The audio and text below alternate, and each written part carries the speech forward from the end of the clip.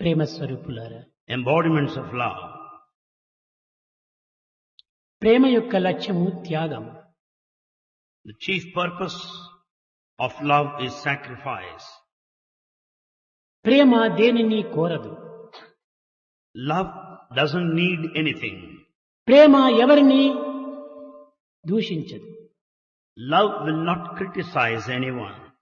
ప్రేమ ఎవరిని బాధించదు. Love will not harm anyone. Prema నిస్వార్థము, Love is selfless, నిర్మలము. pure.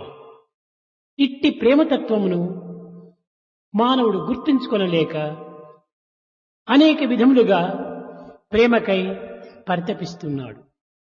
Man is not able to know such love and yet pines and yearns for love. ప్రేమ అనగా నిస్వార్థము, త్యాగముతో కూడినటువంటి ఒక తత్వముతో ఈ ప్రేమను మనము విశ్వసించాలి. We should have full faith in love which has these two.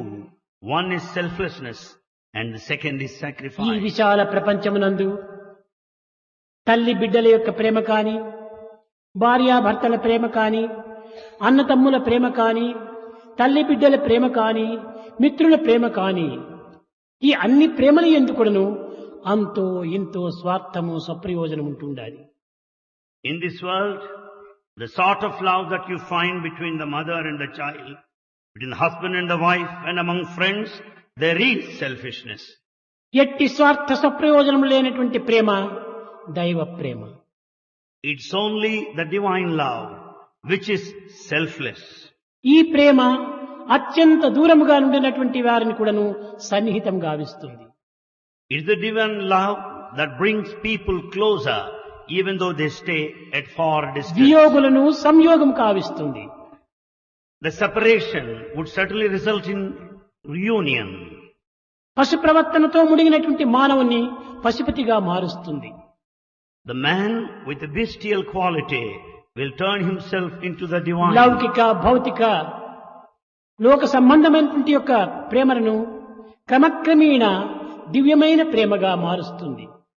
The physical worldly love would transform into the divine love.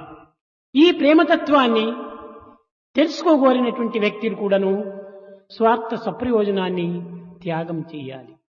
The one who wants to know the nature of true love will have to sacrifice the self-interest and selfishness. కనుక భగవత్ ప్రేమతత్వాన్ని కోరేటువంటి వారు దివ్యమైనటువంటి యొక్క తత్వాన్ని అభివృద్ధి పరచుకోవాలి. The one who would like to receive this divine love should develop the divinity within.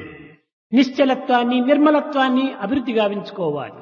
They should develop the purity, unsullied nature. ఎన్ని కష్టములు అడ్డు తగిలినప్పటికీ, ఎన్ని విధమైనటువంటి బాధలు మనం అనుభవించినప్పటికీ దీనిని లెక్క చేయక దైవ ప్రేమను మాత్రమే దృష్టి అందించుకొని జీవించడానికి ప్రయత్నించాలి. One should make an effort, keeping in full view the divine love, unmindful of all the obstacles and the problems and the sufferings that come on the way. నా యందు, నీ యందు, వారి యందు, వీరి యందు ఉన్నటువంటి యొక్క ఆత్మతత్వం ఒక్కటే అనేటువంటి ఏకాత్మతత్వాన్ని పొందటమే నిజమైన ప్రేమ యొక్క స్వరూపము. The true form of this love lies in entertaining the feeling of the Atmic principle, which is uniform in everyone. వ్యక్తులు వేరు కావచ్చును, రూపనామములు వేరు కావచ్చును, కానీ అందరి యందు ఉన్నటువంటి యొక్క ఆత్మతత్వం ఒక్కటియే. The individual names and forms may vary, but Atmic principle is one. ప్రతి విషయమునందు కూడాను ఏకాత్మతత్వాన్ని మనము చక్కగా గుర్తించడానికి ప్రయత్నించాలి. In every aspect, we should know this principle of unity. ఇట్టి ఏకత్వాన్ని ముఖ్యంగా మనము విశ్వసించినప్పుడే పరిపూర్ణ ప్రేమతత్వాన్ని కూడా మనము గుర్తించడానికి వీలవుతుంది. When we abide this principle of unity, oneness, you can understand the spirit of మన divine హృదయం love. నిండుకును ప్రేమని నింపుకోవాలి. We should fill our heart with love. కేవలము హృదయమునందు కల్మషమైన భావమును నింపుకొని పైపైన ప్రేమగా మనం నటించటము ఇది మనకే ద్రోహం చేసుకున్న వారం అవుతాం. On the other hand, if we fill our hearts with all hatred and enmity and pretend as if we have love, we are betraying ourselves. ప్రేమ కలిగినటువంటి వ్యక్తికి ఎట్టి ప్రదేశమునందైనా, ఎట్టి పరిస్థితుల యందైనా, ఎట్టి కర్మల యందైనా కూడాను ఈ యొక్క ప్రేమతత్వాన్ని ఏమాత్రం కూడాను విడువడు.